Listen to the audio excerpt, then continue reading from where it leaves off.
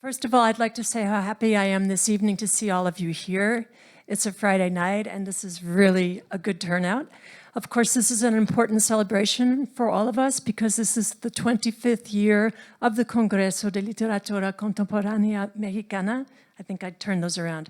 Literatura Mexicana Contemporánea. And we are just, I am so very proud that this has continued and that our Congreso will continue. I have been at UTEP for approximately 20 years, and I have seen the Congreso change over time. And I must say that it is indeed a great joy to know that this Congreso now extends internationally, and let's hope that it continues and will reach even more people as it goes on. I would very much like to echo what Sarah Potter has said in terms of everyone who helped organize this event. I want to thank TAs, graduate students, my colleagues, my fellow colleagues, the professors in the department, and every one of you who has contributed to make this 25th year as great as it is. And I'm not going to say too much, so I will be turning the microphone back to Sara. But I just wanted to say bienvenidos a todos, and I hope that you all really enjoy yourselves. Thank you.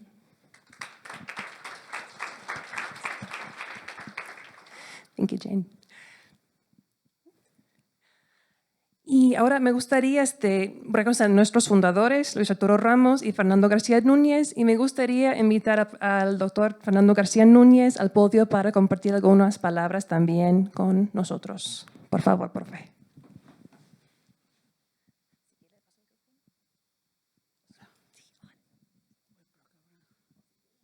Buenas tardes. Pues me da mucho gusto estar aquí con todos ustedes en este 25 aniversario de la fundación del Congreso de Literatura Mexicana Contemporánea, para el cual ha trabajado tanto también mi amigo y compañero Luis Arturo Ramos. La verdad, yo no sabía que iba a hablar, pero pues lo único que tengo que decir es que estoy inmensamente emocionado y agradecido por la cooperación que por tantos años hemos tenido por gran parte de ustedes, los aquí presentes, y también por las autoridades de la universidad, comenzando con la doctora Natalicio y también con los decanos y varias otras personas aquí de la universidad que nos han apoyado por tantos años. Y algo que no se puede olvidar y sin lo cual pues no existiría la revista y tal vez tampoco el Congreso es pues la gran ayuda que nos ha dado Rubén Leiva, el empresario multimillonario y dueño de la famosa empresa que publica nuestra revista. Él graciosamente y gratuitamente, habría que decirlo mejor, pues ha apoyado siempre la publicación de nuestra revista. Y claro, esto fue sobre todo por las conexiones que ha tenido con nuestro amigo Luis Arturo Ramos y también con otros colegas que ya están en el otro mundo y de los cuales nos acordamos con gran cariño. Así que pues, bienvenidos, gracias a todos y pues ojalá y estén contentos y gocen de nuestro Congreso. Muy amables.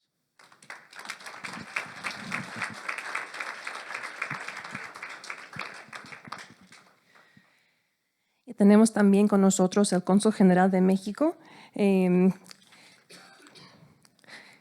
Para decir bien su nombre.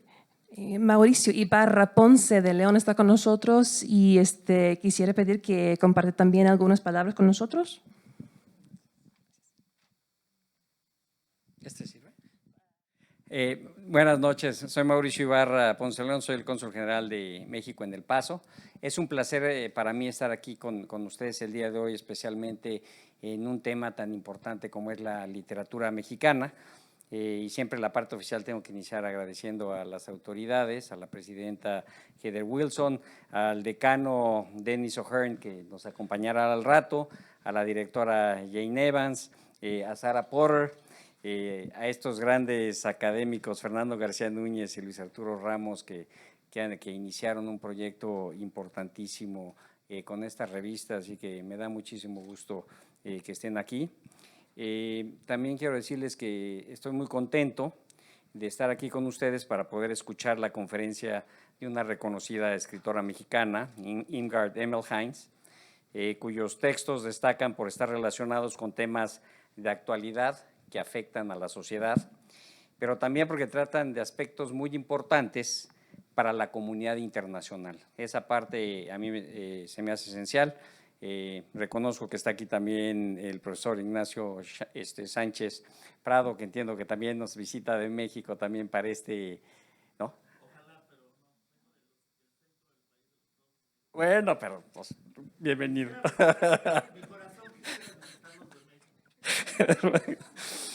Y quiero decirles que quiero reconocer el esfuerzo que por 25 años este Departamento de Lenguas y Lingüística de esta universidad ha realizado con el fin de reunir reconocidos académicos y a distinguidos escritores para intercambiar ideas y generar reflexiones que resultan de una gran relevancia para el entorno cultural. Eso es algo que nos importa mucho. En el mismo sentido, quiero destacar la revista de literatura mexicana contemporánea que surgió en 1995 como resultado precisamente de este congreso. Y comentaba hace rato que el que recientemente haya llegado a su número 77, la verdad es que se dice fácil, pero la verdad es que es un gran esfuerzo que se debe de difundir. No nos podemos quedar, el que de veras tenga 77 números de una revista literaria de este lado de la frontera es fundamental y son cosas que sí tenemos que destacar mucho hacia afuera. A mí me parece que el poder dialogar en este tipo de congresos para difundir la literatura mexicana en sus diferentes etapas y manteniendo su relevancia, así como la de los grandes autores que ha producido México a lo largo de los tiempos, ¿no? Empezando por Amado Nervo, Juan Rulfo, Rosario Castellanos, Carlos Fuentes, obviamente Octavio Paz, entre muchos otros. Es una labor cultural que es necesario continuar reforzando, especialmente ahora con los nuevos talentos literarios que está produciendo México. Creo que es importante promoverlos y también destacarlos.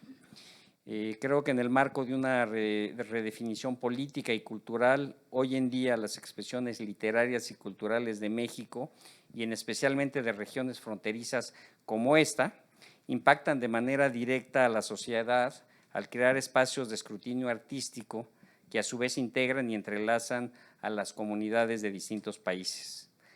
Estoy convencido que esta región binacional se ha distinguido por crear, mantener y fortalecer lazos de amistad y cooperación a través del arte, la cultura y la literatura, lo que refleja la realidad de una sociedad y de una comunidad binacional unida que ve más allá de sus diferencias. En este contexto, a mí me parece importante destacar que la diplomacia mexicana cumple con el papel fundamental de proyectar la cultura hacia el resto del mundo, la cultura mexicana hacia el resto del mundo, a través de una política exterior que utiliza la diplomacia consular como una herramienta para destacar lo mejor de México, a la vez que nos acerca a otras sociedades. Y es por eso que el Consulado General de México, como toda la red consular que tiene México en Estados Unidos, conformada por 50 consulados y una embajada, el tema de la promoción cultural es una prioridad que no vamos a dejar.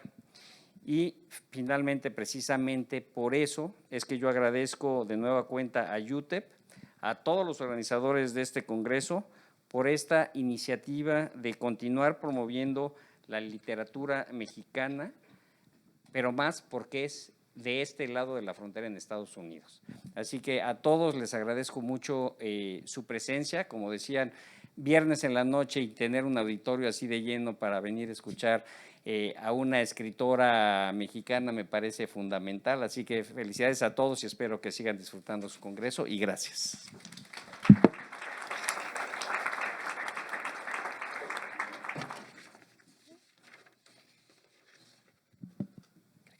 Sí, es un gran placer tener con nosotros esta noche la doctora Irmgard Emmelheins. Es escritora, traductora e investigadora independiente. En el 2012, la BUAP, la Benemérita Universidad Autónoma de Puebla, publicó su libro de ensayos, Alotropías en la trinchera evanescente, estética y geopolítica en la era de la guerra total.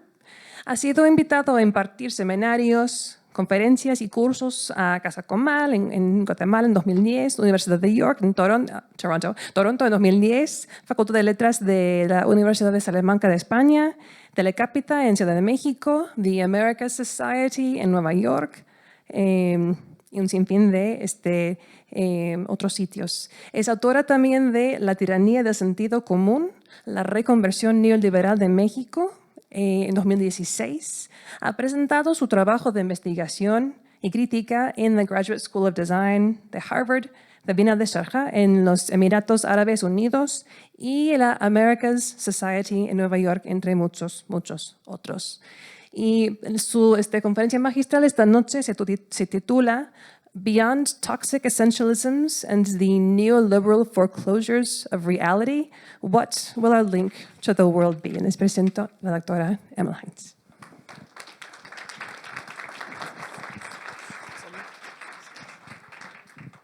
Gracias. Bueno, el título lo di hace 4 meses y ya cambió. Y ya es en español.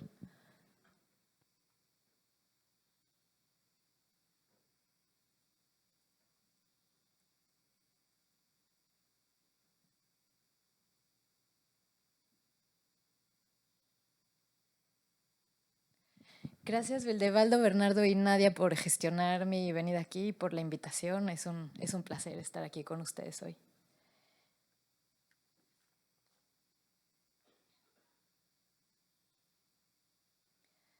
Ça, là, na, ayum y assis, laissez faire, laissez passer, del colectivo Bikini Wax, es una instalación multimedia que ellos presentan como una parodia alegórica de la liberalización económica de México.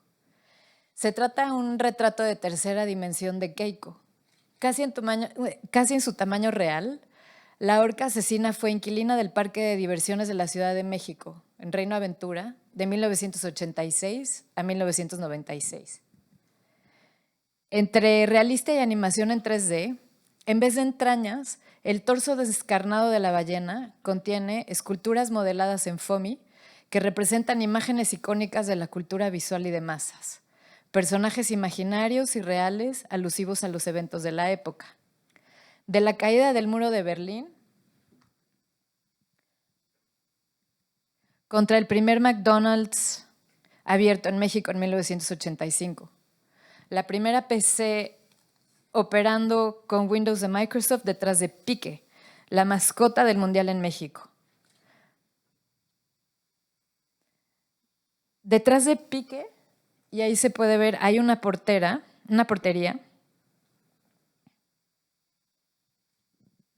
en cuyo marco se leen las siglas GATT o General Agreement on Tariffs and Trade, el acuerdo de comercio internacional al que México se suscribe en 1986, el mismo año del Mundial. También están Gizmo, el gremlin bueno, y un maguey. En esa época el tequila dejaba de ser bebida de indios para posicionarse como bebida gourmet y producto de exportación. Aparecen Koopa de Super Mario World, el payaso malvado de la novela de Stephen King's It, y alusiones a Hollywood como Rambo y Shark. Por ahí aparece también Pikachu y un teléfono de Fisher-Price que aluden a la primera privatización de una compañía de Estado del régimen neoliberal. No podrían faltar las botellas de Coca-Cola, 2 de las cuales Keiko transporta unidas por una cuerda con su boca. Si la fórmula secreta de Rubén Gámez, es una película de 1965, interroga los devenires de la modernización de masa a mitades del siglo XX, partiendo del hecho que la Coca-Cola está en la sangre de todos los mexicanos, incluyendo a los pueblos originarios, con el neoliberalismo que implica la intensificación del capitalismo tardío, hasta llegar al capitalismo absolutista, que es inseparable de la práctica extractivista. Ahora, todos los animales marinos también traen Coca-Cola en sus cuerpos. Junto con la destrucción y deterioro medioambiental, el torso descarnado repleto de materiales tóxicos de Keiko de Bikini Wax alude asimismo al imaginario apocalíptico del calentamiento global y extinción masiva en curso. Pienso en las imágenes que circulan de mamíferos con las tripas reventadas llenas de plástico. En el momento en el que el cadáver de Keiko aparece varado en un museo parisino, el régimen promete desmantelar la herencia neoliberal de corrupción generalizada, crony capitalism, privatización, falta de valores colectivos, explotación e injuria a los pueblos originarios y poblaciones rurales que supuestamente resultaron de la rampante desigualdad que se vive en el país. El resarcimiento del daño de las políticas neoliberales se pretende lograr por medio de una reestatización de la economía, lo que el presidente Andrés Manuel López Obrador ha llamado la modernización desde abajo, que incluye megaproyectos, zonas económicas especiales, infraestructura de transporte y extracción de recursos, al igual que programas enfocados a paliar la pobreza y la desigualdad. El proyecto del actual régimen pone por delante también a las comunidades indígenas, celebrando lo que denomina arte comunitario y un nuevo imaginario nacionalista gestado en la armonización entre estados y corporaciones. Con el neoliberalismo, el rol central que había tenido el Estado en la organización social y política del país y como gestor de lo sensible, se reconvirtió, dando cabida a la libertad de expresión y a la danza antagonista de la sociedad civil en aras de la democracia. Es decir, en el contexto de la neoliberalización de México, la producción cultural y del imaginario sensible obtuvieron el rol de ser el escaparate de la libertad de expresión, del antagonismo y de ser sitio de denuncia contra los abusos del poder. Se generalizó sobre todo el rechazo de los productores culturales de ser cooptados como proveedores de un imaginario cultural nacionalista y promovido desde el Estado. Una vez que los daños colaterales de la neoliberalización empezaron a hacerse palpables, surgió un imaginario sensible ligado a la violencia y a la precarización que comenzó a vivirse en el país, a veces enmarcado por narconarrativas, de lo cual Nacho Sánchez y Osvaldo han escrito bastante. En contraste con los regímenes anteriores, el gobierno actual ha establecido un programa para orientar la producción cultural hacia un nacionalismo epistémico y crear un imaginario hegemónico ligado a la anticorrupción, a los valores conservadores, a la austeridad de los políticos y a la apropiación oficial de la cultura indígena. Por ejemplo, la jefa de gobierno, Claudia Sheinbaum, hace tequio cada sábado en una delegación distinta de la ciudad distinta. En la Ciudad de México en una delegación distinta. Para los que no saben, el tequio es un trabajo comunitario que se realiza en las comunidades en áreas rurales. O una de las consignas del presidente Andrés Manuel López Obrador es prestada del mandar obedeciendo zapatista. Está también la controvertida difusión de la nueva edición y de la anacrónica y heteropatriarcal cartilla moral de Alfonso Reyes, con una introducción del presidente que está siendo repartida por entidades de gobierno y por la Iglesia Evangélica. En paralelo, se está diseminando una nueva ola de mexicanidad e indigenismo en la que la imagen oficial, más mediática y corporativa están en perfecta sintonía. Por ejemplo, la campaña #SoyIncorruptible del Consejo de Comunicación, que es una ONG de las empresas, es como la voz de las empresas en México. La campaña designa como buenos mexicanos a los mexicanos incorruptibles. En los espectaculares de dicha campaña que circulan en el espacio público, que también aparece en la Lotería Nacional, vemos a un estudiante que no soborna para aprobar a los exámenes, o a una mujer que es de las que no da mordida y paga la multa, o soy de los que consigue trabajo sin palancas. Otra instancia en la que vemos a corporaciones y Estado estar sincronizadas es la campaña de la empresa de crédito y venta de mercancías orientada a las clases bajas del país, Coppel, con Yalitza Aparicio. Yalitza es la joven mije que protagonizó la película de Roma de Alfonso Cuarón, creo que no necesitaba decir eso, y que fue nominada al Oscar por mejor actuación en el papel principal femenino. Para la promoción de la exitosa película por festivales alrededor del mundo, Yalitza dejó su vida de maestra rural en la comunidad de Tlaxiaco, Oaxaca, para convertirse en celebrity e influencer. También fue nombrada embajadora de la buena voluntad de la UNESCO para los pueblos indígenas. Su imagen en la campaña de Coppel es la de una indígena mixteca que logró el sueño neoliberal del éxito, fama y riqueza, y que promueve el mensaje de mejora tu vida a través de la adquisición de mercancías en Coppel. La otra cara de esta sujeta neoliberal exitosa es la buena sujeta neoliberal, figurada por el personaje principal de La Camarista, la película que es interpretada por Gabriela Cartol. En la película, la directora Lila Vilés retrata la vida cotidiana de una mujer mestiza de clase baja que trabaja estoicamente en un hotel de lujo en la Ciudad de México. Silencio, sumisión, resignación, trabajo y esfuerzo y deseo de superación son las cualidades que describen a esta perfecta sujeta neoliberal. El reverso de esta figura son los personajes de los chicuarotes, Cagalera y Moloteco, de San Gregorio Apulco, uno de los pueblos originarios y distritos principales de la delegación de Xochimilco. Al no tener oportunidades, Cagalera y Moloteco intentan ganarse la vida honestamente como payasitos en los microbuses.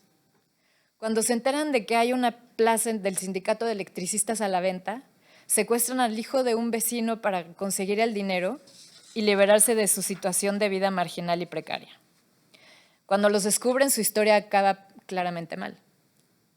Pero además de que la película es pornomiseria neoliberal, es una lección moral de anticorrupción en sintonía con la purificación del gobierno y la campaña del Consejo de Comunicación.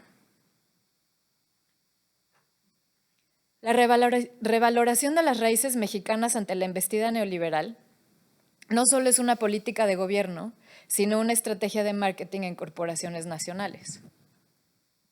El año pasado, Grupo Lala lanzó su edición limitada de yogures Sabores de México.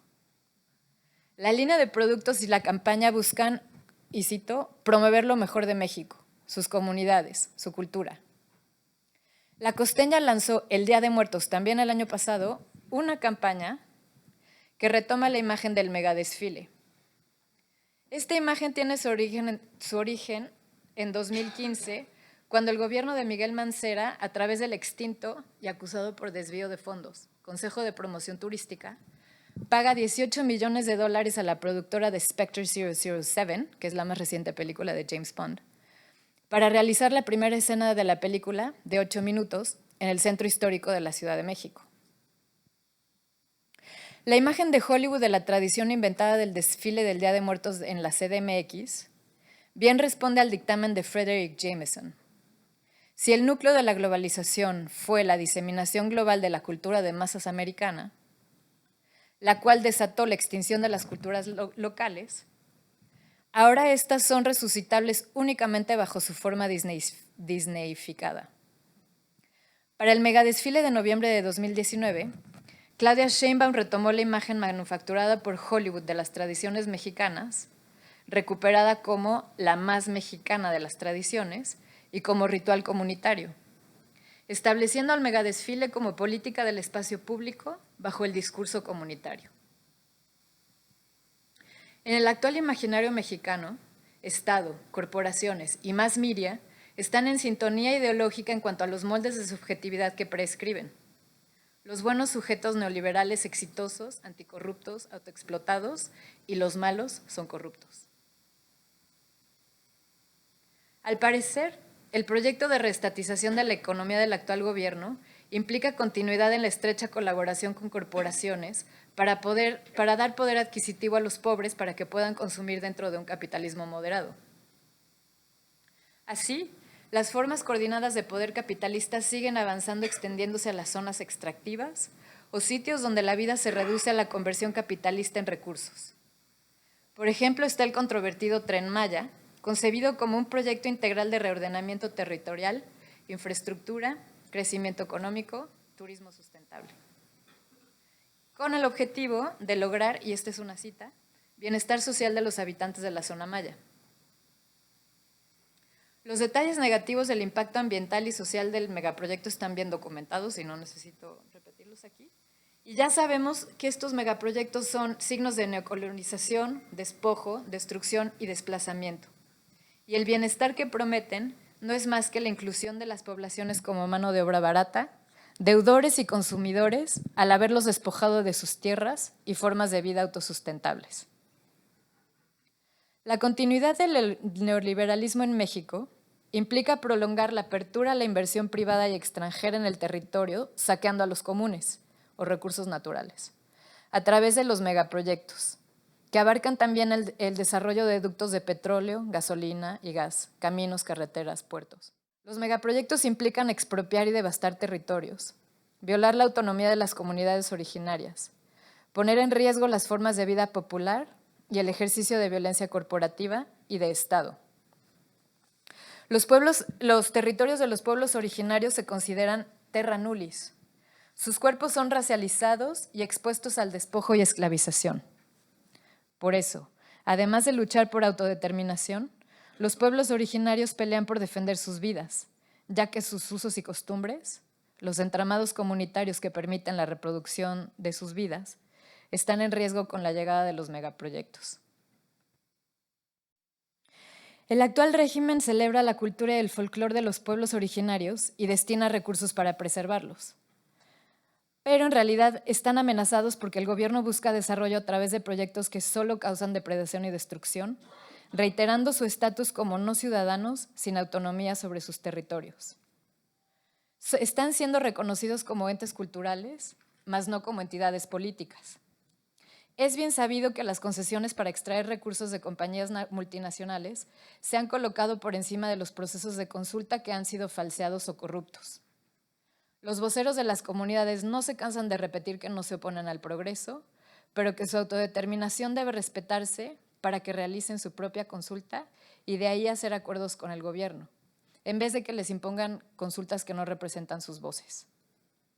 El despojo de los territorios y la violencia se han intensificado en contra de los individuos y comunidades que se resisten a los megaproyectos. En ese sentido, México es de los empresarios y de los poderes del capitalismo, y para justificarse, el actual régimen ha entrado en el juego humanitario de reconocer a la población redundante, ensalzando el folclore, en lugar de darse a la mucho más difícil tarea de cambiar el sistema capitalista global y heteropatriarcal.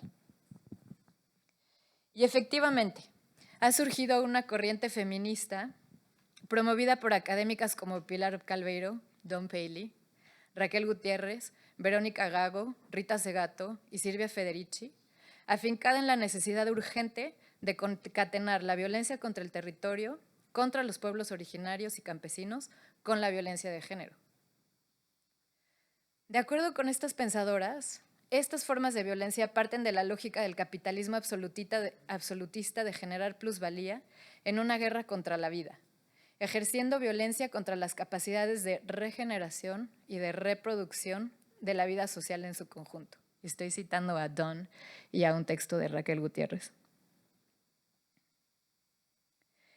Es decir, el capitalismo es una guerra contra toda forma de vida colectiva. Osvaldo Zavala, Dawn Paley, Federico Mastrogiovanni y Guadalupe Correa Cabrera argumentan que la llamada guerra contra las drogas está enteramente ligada a los intereses extractivistas y de construcción de infraestructura. Desde esta perspectiva, según Dawn y Raquel Gutiérrez, el sentido de la violencia extrema en México, por un lado, explica el despojo de territorios y aguas y recursos, o los comunes, y por otro, esta violencia se entreteje con la violencia doméstica, amplificando el sistema patriarcal capitalista. Las actuales formas de control del Estado, desde el terror hasta el sistema carcelario, desde la masacre paramilitar hasta la violencia desenfrenada, resultan en la destrucción de los entramados de reproducción de la vida que están fuera del capitalismo. Ligar a la violencia contra el territorio y los pueblos originarios, a la violencia femicida, es el principio del paro feminista.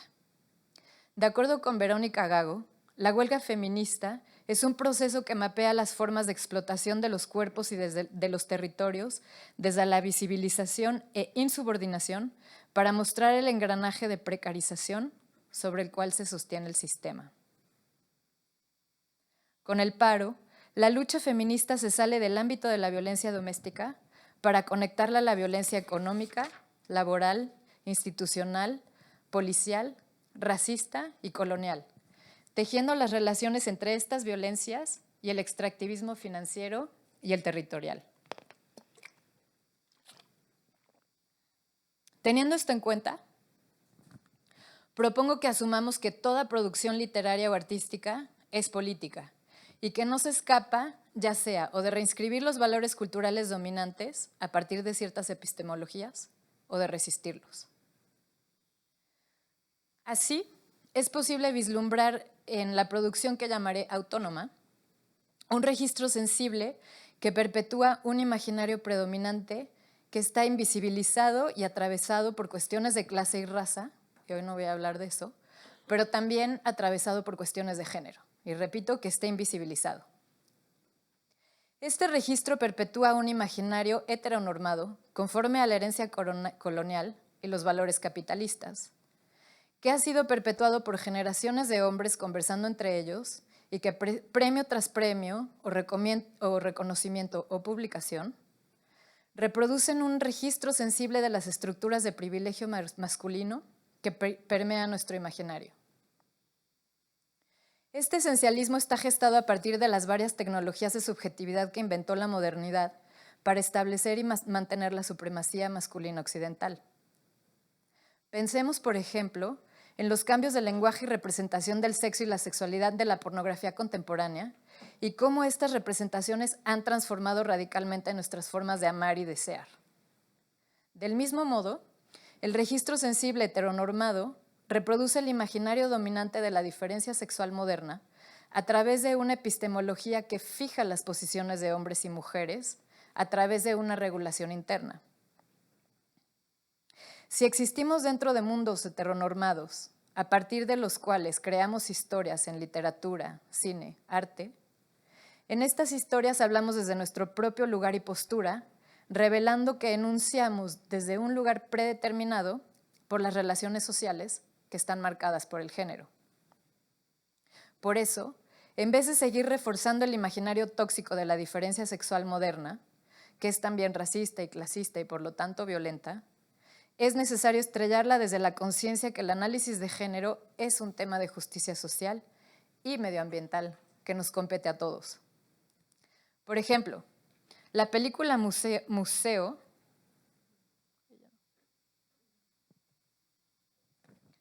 narra la historia de dos amigos que hacen un plan para hacer un robo en el Museo de Antropología, basada en una historia real que ocurrió en 1985, y cuya aventura, o pendejada, representa la búsqueda masculina de reconocimiento al intentar capitalizar la expoliación del patrimonio nacional de manera privada.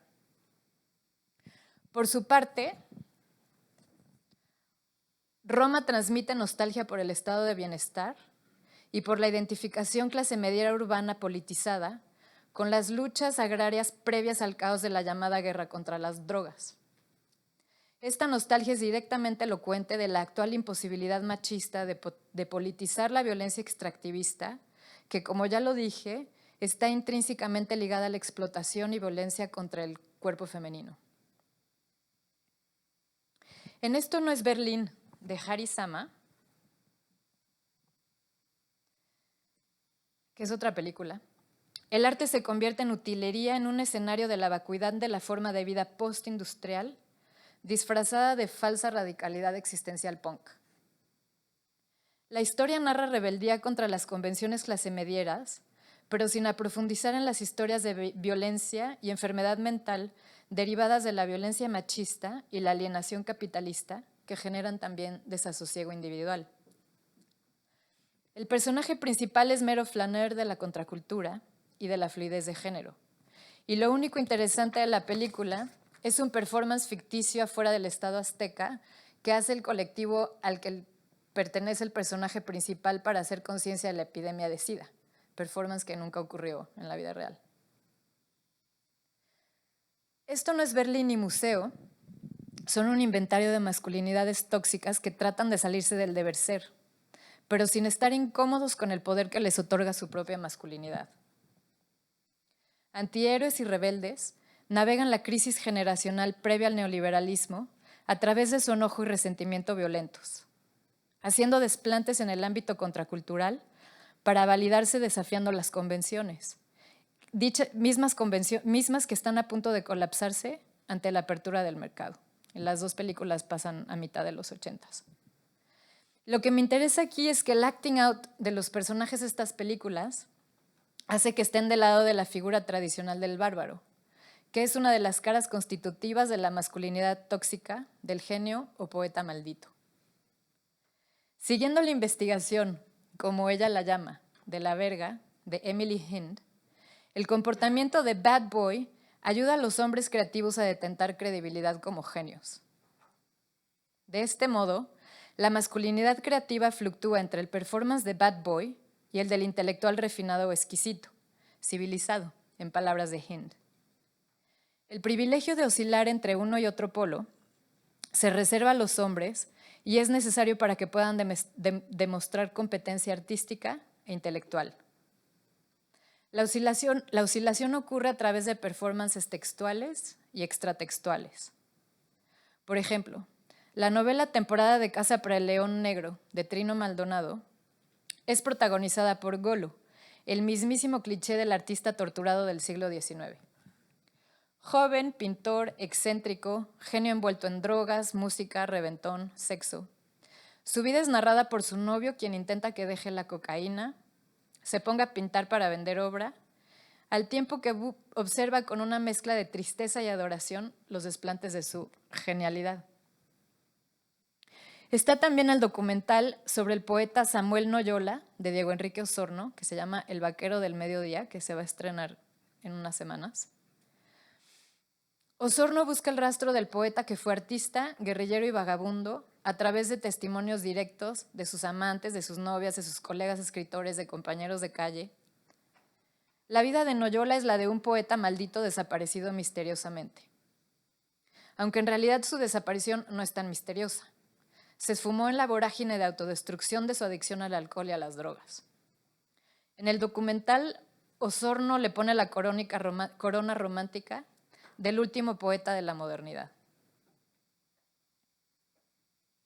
El alcoholismo y la adicción en general tienen un papel importante en la construcción de la masculinidad intelectual. Es un agregado a la estrategia de shock value para demostrar competencia intelectual. Claramente el lazo entre adicción y creación es exclusivamente un privilegio masculino, como lo nota Leslie Jameson en su libro de viaje a la sobriedad, The Recovery, Intoxication and its Aftermath. Allí describe los mitos de alcoholización del famoso taller de escritores de Iowa, embrujado por los fantasmas de los escritores alcohólicos que han pasado por allí, incluyéndola a ella.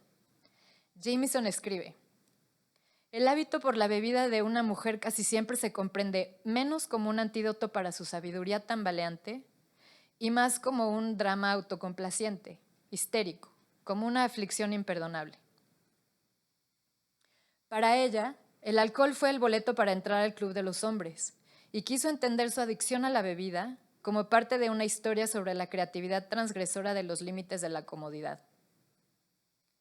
Cuando finalmente comprende que su adicción obedece a un profundo deseo de ausentarse de su propia vida, se da cuenta de que el alcohol solo puede ser iluminación y consuelo para los hombres, mientras que, y cita a Marguerite Duras, no la tengo. No puedo nombrar a una... Cuando una mujer bebe es como si se emborrachara un animal o un niño. Y cito aquí a Emily Hind, quien disecta el contexto literario mexicano de forma brillante. No puedo nombrar a una sola escritora mexicana que haga público su gusto por la cocaína. De hecho, el experimento de revertir el género e imaginar mujeres mexicanas que consuman cocaína me resulta tan difícil que el esfuerzo me ayuda a ver el mecanismo que opera detrás de la regla del bad boy. Podría decirse que el equivalente femenino a la dicotomía bárbaro-civilizado de Hind es el performance textual y extratextual de la herida, que se subdivide a su vez en heridas tristes o emputadas. Leslie Jameson, por ejemplo, habla de haber aprendido inconscientemente a reprimir su rabia y a poner cara de tristeza, porque entendió inconscientemente que las mujeres emputadas no tenemos cabida en este mundo porque incomodamos. Y esa es la famosa figura de Killjoy de Sarah Ahmed. Las mujeres enojadas se perciben como messy, porque su dolor amenaza con causar daños colaterales.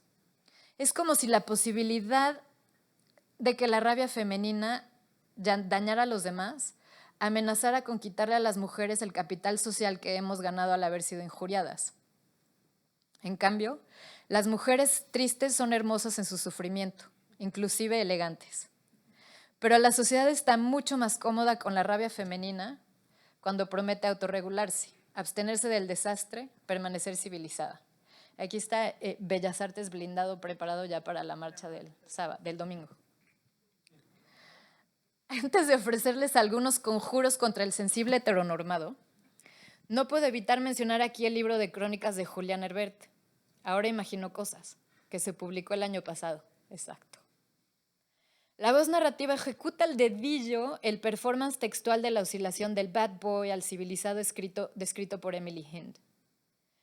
Las crónicas cuentan viajes a distintas ciudades en las que Herbert toca fondo para luego buscar la sobriedad y entender la violencia de género bajo el auspicio de otro adicto famoso rehabilitado, David Foster Wallace. Lo que me interesa de las crónicas es, además de este performance textual de masculinidad, el autor explora en algunos de los ensayos los mandatos modernos de progreso y desarrollo, materializados en la industria del turismo sin cuestionarlos, en un momento en el que los megaproyectos como el aeropuerto de Texcoco y el Tren Maya han sido sumamente controvertidos. Herbert nos brinda una imagen social, política y también personal de Acapulco, donde narra el ascenso social de su familia, mientras que busca el glamour perdido de la ciudad, ahogado en la espiral de violencia. En otros capítulos, habla de la expansión del know-how del turismo a Mazatlán y a las ciudades principales de Baja California Sur por acapulqueños expertos. El escritor registra los cambios traídos por la modernización, el impacto del boom turístico y comercial en la manera en la que se configura el tejido social y económico de estas ciudades. En el ensayo de las crónicas titulado Ñoquis con entraña, Herbert cuenta una visita a Talca, Chile, donde fue invitado a dar una conferencia a la universidad.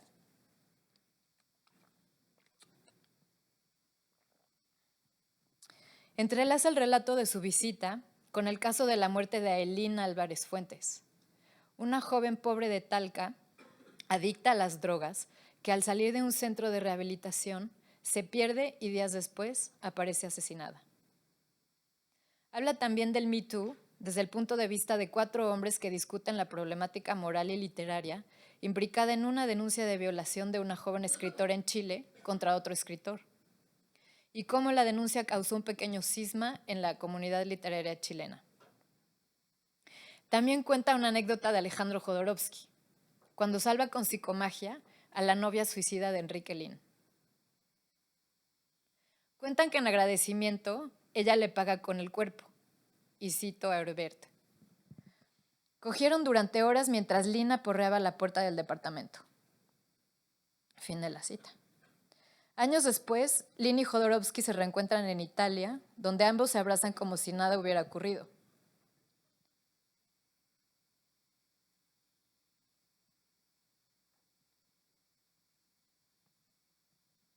Escribe Herbert, lo cito.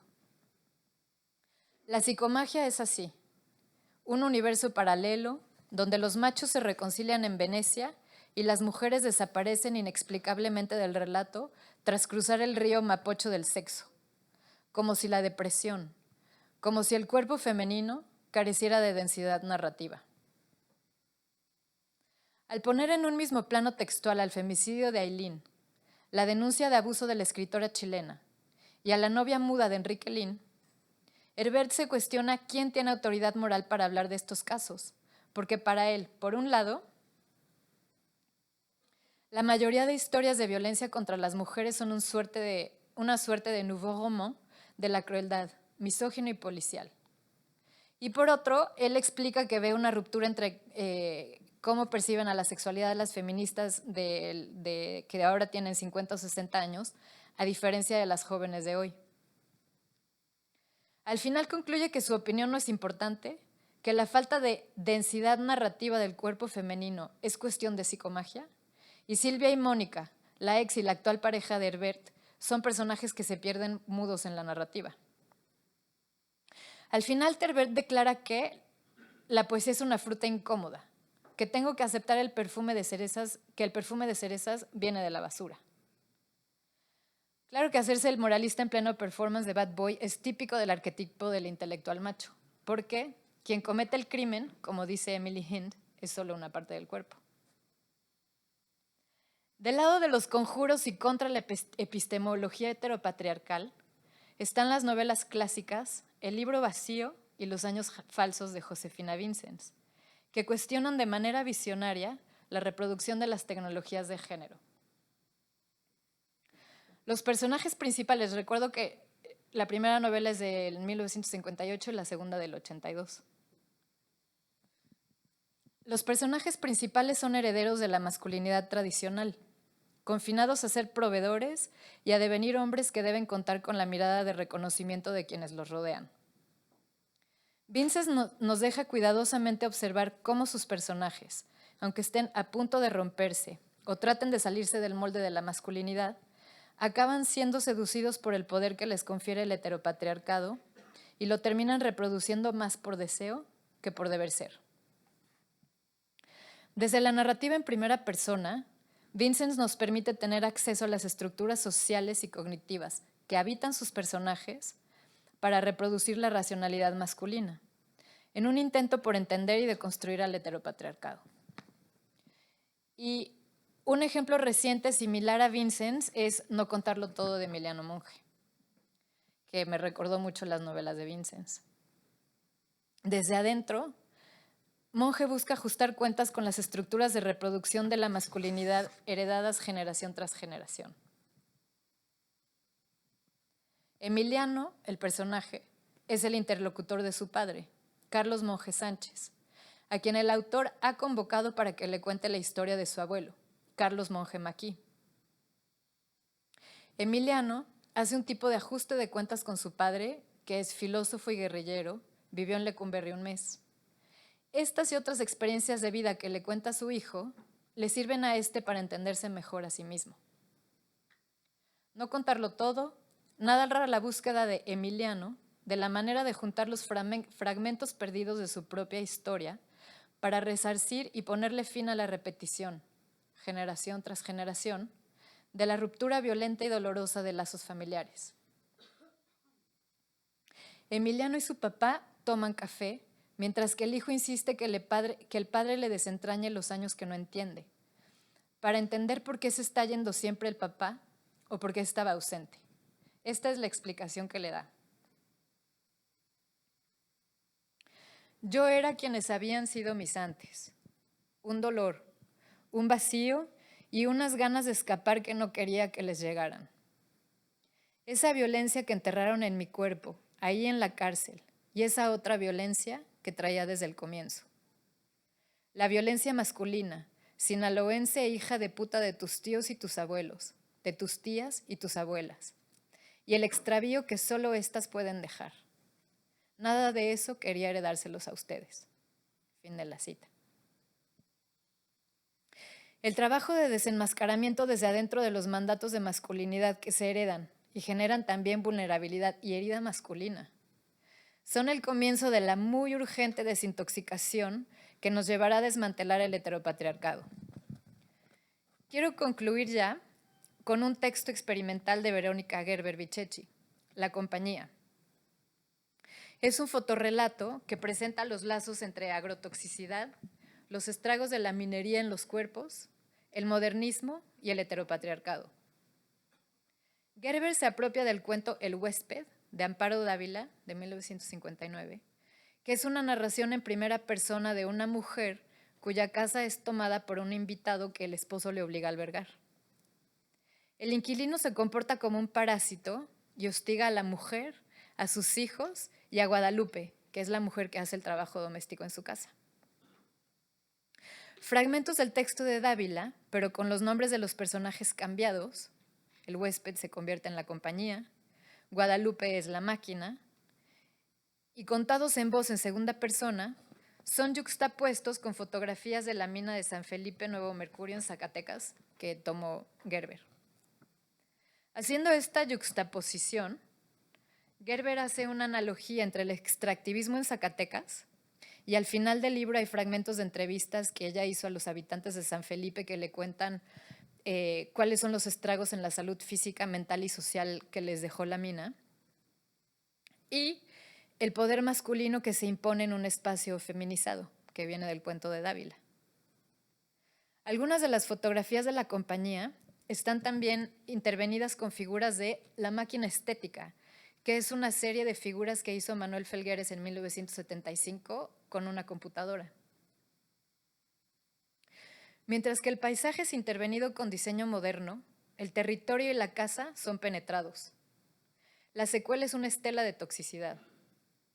En la compañía, Gerber dibuja el lazo entre heteropatriarcado y extractivismo que es simbolizado por la modernidad.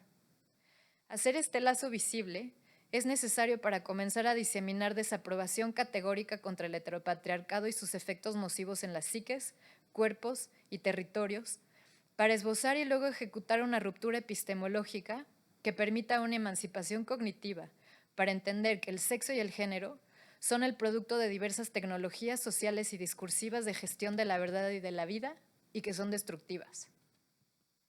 Otro de los objetivos de hacer visible este lazo es el de emancipar a lo sensible de su devenir signos consumibles que acaba por destruir los sitios que nos quedan para producir significados en común.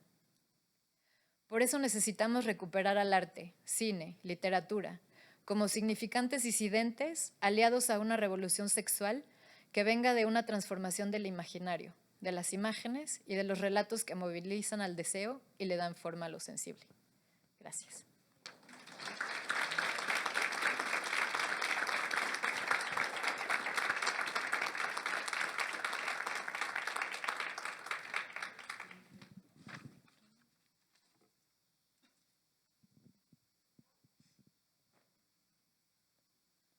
Gracias.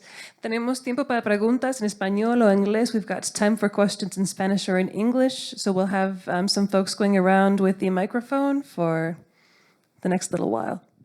Buenas tardes. Gracias por la excelente ponencia. Y tengo dos preguntas. Una acerca de esos esencialismos estratégicos, aunque involuntarios, como los de las cholas del comunismo, del feminismo comunitario que cuestionaron a Segato.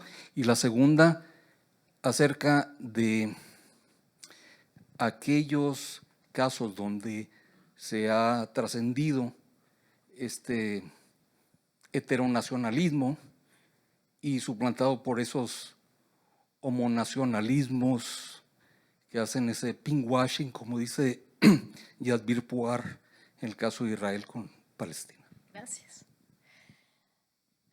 Pues yo sí me tardé mucho en animarme a hacer como ese lazo entre la lucha feminista y la violencia contra la tierra y los pueblos indígenas, sobre todo porque he tenido muchas conversaciones con pensadores canadienses y los indígenas en Canadá ahorita están en un proceso que no hablan con los colonos y están en un proceso de reconstrucción y de renacimiento, resurgimiento lo llaman ellos, donde no hay cabida para hacer diálogo y por otro lado, pues también tenía como esa cautela de esa acusación que hicieron las feministas afroamericanas o las árabes, por ejemplo, a las feministas de la segunda ola de apropiarse de sus luchas o de decirles cómo emanciparse, ¿no?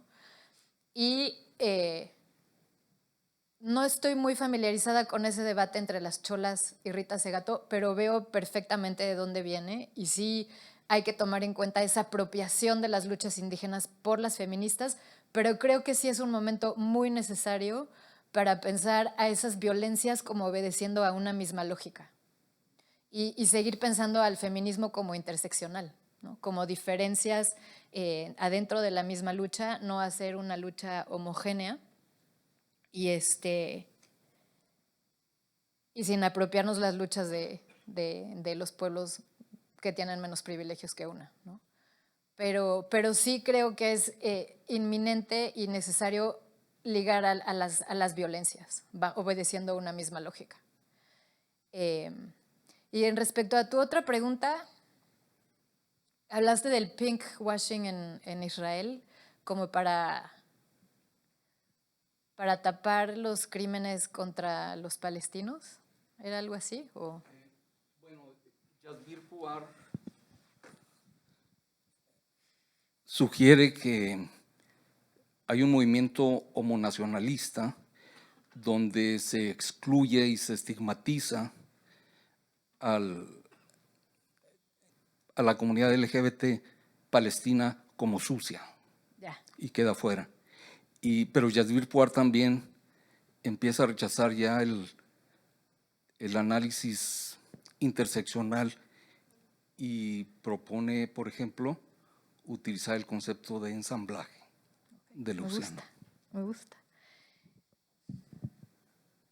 Es que hablar de Israel y de Palestina sí es súper complicado porque la comunidad LGBT no existe en los territorios ocupados en la Palestina histórica, pero sí ocurre hay comunidad LGBT en los palestinos de Israel. Y sí son marginales de sus propias comunidades, pero también encuentran aliados israelíes. Pero no sé, o sea, como que hablar de la comunidad LGBT en el mundo musulmán ahí sí me iría con cautela. Porque además en el mundo árabe no existen los gays, son amigos o amigas, entonces pues son otros códigos.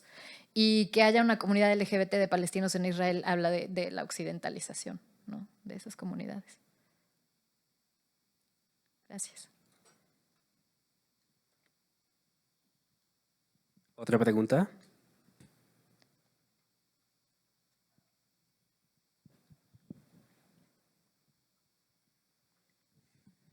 Bueno, muchas gracias por la charla y por traer a Gago, a Raquel Gutiérrez, que estoy leyendo en este momento justo con mis estudiantes, así que los tengo muy presentes. Y hablaste, bueno, de la importancia de ligar extractivismo, ¿no? Y feminismo, y ligar las distintas violencias y sacar la violencia a la calle, digamos, ¿no? Y ligarla con otras violencias, ¿no? Y que el feminismo pasa por la reproducción de la vida. Y en ese sentido se hace anti-neoliberal. O sea, sí. O sea, reconocer que eso que llaman amor es trabajo no pago y por otro lado que la reproducción de la vida está a cargo de las mujeres, me parece clave.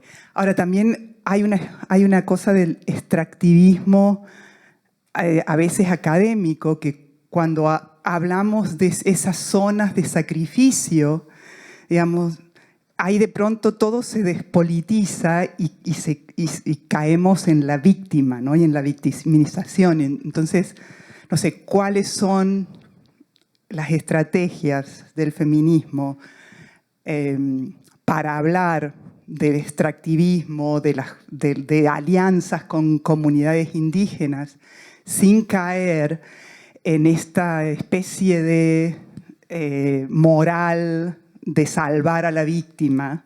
Claro, ¿no? gracias. Entonces, bueno, eso, que es un... No, es súper importante porque además yo creo que la lucha feminista se ha tenido que reconfigurar. Por ejemplo, en los años 60 estaba como el feminismo ligado a esta idea o esta sensibilidad de modernización que decía que las mujeres teníamos que salir a trabajar al espacio público y entonces el trabajo reproductivo se empezó a esconder, a paliar, a delegar más que nunca, ¿no? Y no sé, se inventaron diversas tecnologías para eso, como el extractor de leche o las guarderías o la televisión. Y entonces estamos repensando el valor, o sea, es como un feminismo que parte de la labor de revalorizar al trabajo reproductivo y la crisis del trabajo reproductivo, que lógicamente es anticapitalista. Entonces yo creo que desde el anticapitalismo podemos crear esos lazos en contra del extractivismo sin pensar en las poblaciones más vulnerables en víctimas. Y también como defensores de la vida reproductiva y afuera del marco del capitalismo. No sé, contesté. Gracias. Hola, pues primero que nada, muchas gracias por la charla.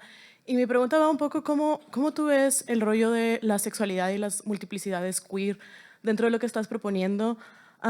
Y me parece sobre todo interesante pensarlo un poco en relación a lo que dices de cómo se está apropiando la imagen de lo indígena y con estos desfiles y pensando en el último Pride, ¿no? Que también fue un despliegue neoliberal, o en la portada de Elle, que salió en la misma época, donde, ¿no? Proud to be human, ¿no? Entonces, y que la misma portada de él planteaba este mundo como un mundo sin género, ¿no? Entonces, ¿qué significa este mundo sin género? Como lo plantea este lado neoliberal en relación a lo que estás diciendo acá. ¿Y cómo ves tú que entra, digamos, ahora sí que todo el juego de lo queer o de la disidencia sexual en este contexto? Gracias.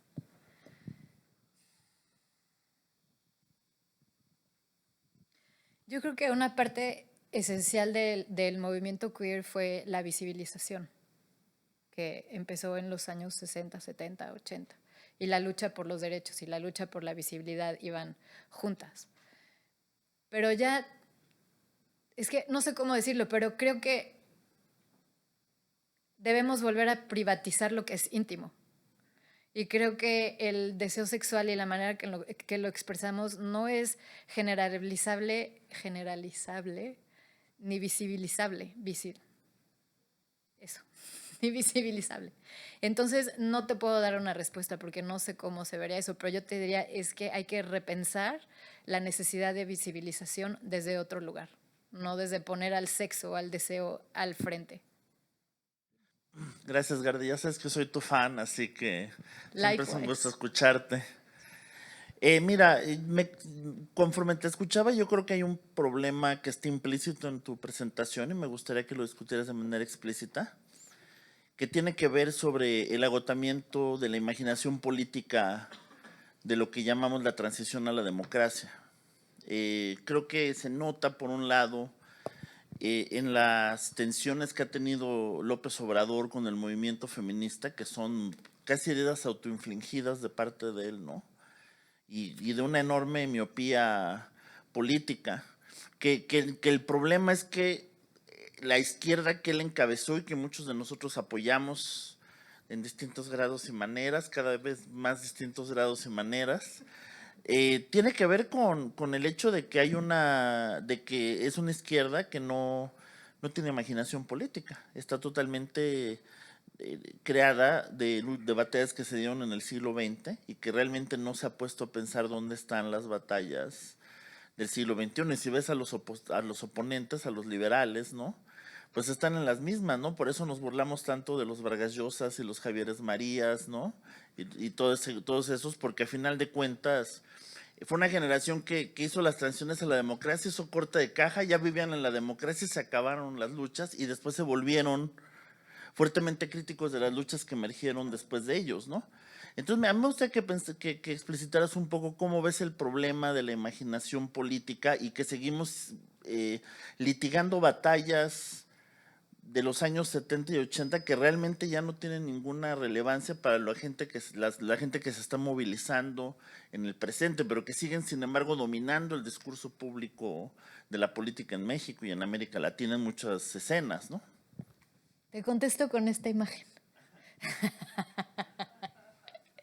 Y que esa izquierda nostálgica ya no sabe con qué luchas identificarse si no están compartimentalizadas por las luchas culturales y que está con esa nostalgia del estado de bienestar o de poderse identificar con el campesino víctima y no puede entender las luchas extractivistas contra el extractivismo y la defensa del territorio.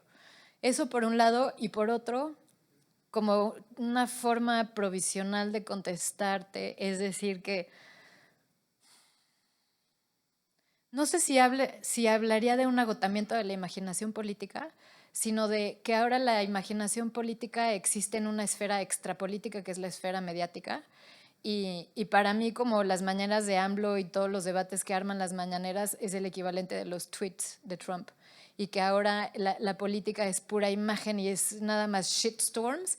Y hay una cisma preocupante e importante entre acción y discurso, ¿no? Y eso es en lo que nos debemos enfocar, y no sé si la izquierda y la derecha van a ser los marcos para esas luchas, porque para mí esa división de la lucha política del siglo XX ya no se sostiene hoy en día.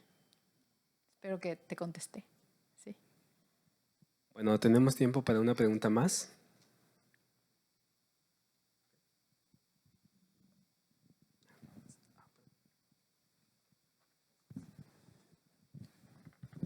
Oye, perdón, muchas gracias, me encantó la presentación. Nada más tengo un pequeño comentario que me gustaría que, si puedes, abarcar un poquito en torno a cómo estás construyendo el arco que marcaste para construir o presentarnos, al menos aquí, lo que fue el uso de lo que es la construcción política de la imaginación, la construcción de la imaginación política del indígena dentro de la Cuarta Transformación, ¿no? Que fue más o menos lo que estuviste poniendo allí. Lo que me parece a mí que careció un poco es trazar ese imaginario mucho más atrás, porque cuando presentaste a Yalitza con Copel, Álvarez Bravo completamente. Es una foto de Álvarez Bravo a colores, pero esta es la misma imagen, ¿no? Están después las Lala, toda esa cuestión de Lala allí. Estamos hablando que ya se venía desde la charanda Uruapan, la venimos utilizando, ¿no? Ahora la es en computadora, pero entonces, ¿cuál sería, si vemos esa iconografía, toda esa gramática visual que nos recorrió y nos marcó durante el siglo XX, es la gramática visual postrevolucionaria de un capitalismo a la mexicana? No me queda claro dónde está este gesto neoliberal o dónde entra la cuestión neoliberal, que es en Mac. ¿Dónde andamos allí? Esa sería mi pregunta. Vamos a poner a Yali. Súper atinada tu pregunta. Y claro que esta imagería responde a un imaginario visual del del mexicanismo que se gestó en los años 20 después de la Revolución. Pero yo creo que en los años neoliberales, en el primer neoliberalismo, digamos de mediados de los 80 hasta antes de López Obrador, hay una pausa, o no es que haya una pausa, sino que la iconografía que empieza a dominar es de este tipo.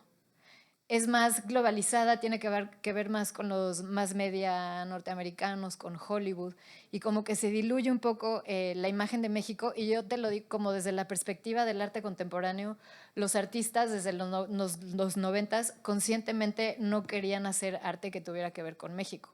Y ves en la literatura como surgir, no sé, la novela de Jorge Volpi, En búsqueda de Klingsor, que no tiene ningún rastro de mexicanidad más que el autor es mexicano. O Guadalupe Nettel, que escribe novelas en español y es mexicana, pero son como francesas. Entonces hay esa como transformación, o no sé cómo decirle, pero como esta llegada de un imaginario de referencias globales, que ya no necesariamente tocan a los esencialismos mexicanos. Y para mí, el actual gobierno está volviéndose a apropiar creando una nueva ola de mexicanismo, que está, por ejemplo, no sé, podemos pensar en la cocina de Pujol, de Enrique Olvera, o en los diseños de Carla Fernández, que sí son mexicanos, pero quedaron como relegados en el ámbito del diseño y de la cocina gourmet, y son como, no son de masas. O sea, es como lo mexicano indígena atravesado por el diseño para un consumo del 1%, digamos. Sí, individual, exacto. Entonces, como una manera o como una analogía de la reestatización de la economía, el gobierno y las corporaciones rescatan a este imaginario tradicional mexicano, en un neomexicanismo, pero para mí es aterrador porque en vez de poner a un indígena que se va a educar, lo quieren, o sea, es como un indígena que está endeudado en Coppel, ¿no? Es esa nueva modernización, ya no está basada en la educación, sino en el consumo y incorporar estas poblaciones a los ciclos de consumo. Ahí nada más la única cuestión que a mí me quedaría un poco de duda sería que estás presentando dos archivos distintos, ¿no? Lo que sería un archivo literario con un archivo de las artes plásticas, que la tenemos aquí enfrente, y que en los 90 sí existió toda una línea completa de retomar lo mexicano, reestructurarlo completamente. Nada más es ver las actas de los congresos de ¿cómo se llamaba esto que hacían en la Exteresa? Los mes del performance que había allí, ¿no? Los que llegaban, era una reconceptualización de toda esa iconografía mexicanista, pero se estaba volviendo ¿Estás hablando de conceptual. Guillermo Gómez Peña? Por ejemplo, Gómez Peña, pero también estaban allí, bueno, Semefo salió de ese momento, ¿no? Salió Margules, salió también todos los del grupo en el momento, estaban en ese tipo de líneas, ¿no? Entonces, y también lo que se estaba haciendo en la Esmeralda, lo que estaban haciendo, creando, mucha gente de Latinoamérica iba a México y veías estos arteobjetos hipermexicanísimos que eran... O sea, yo pienso, por ejemplo, en Germán Venegas, en Fernando Colunga, en Enrique Guzmán, que en los 80s hacen este neomexicanismo del terror. Y luego está Rubén Ortiz Torres, que está jugando con la hibridación, y Gómez Peña también, pero es en el contexto de lo chicano y lo mexicano en México, etcétera. Pero ya después tienes a Gabriel Orozco, que es no soy mexicano, no trabajo con iconografía mexicana, igual en literatura, ¿no? Como que yo lo veo como registros distintos, sí.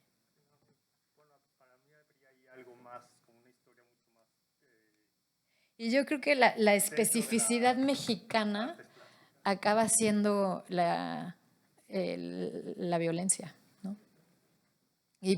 O sea, hablando de Margolles, por ejemplo. Gracias a todos ustedes. Gracias a la doctora Ingrid Edelhans por estar con nosotros esta noche. Gracias a ustedes por sus preguntas, su presencia y buena onda. También agradezco mucho a los que han estado aquí, el equipo de vídeo y de sonido, trabajando mucho para grabar todo y para que podamos escucharnos. También a Anónimos, que estaba de intérprete, que hay una recepción ahí detrás. Continuamos la conversación. Entonces, muchas gracias. Que tengan buena noche.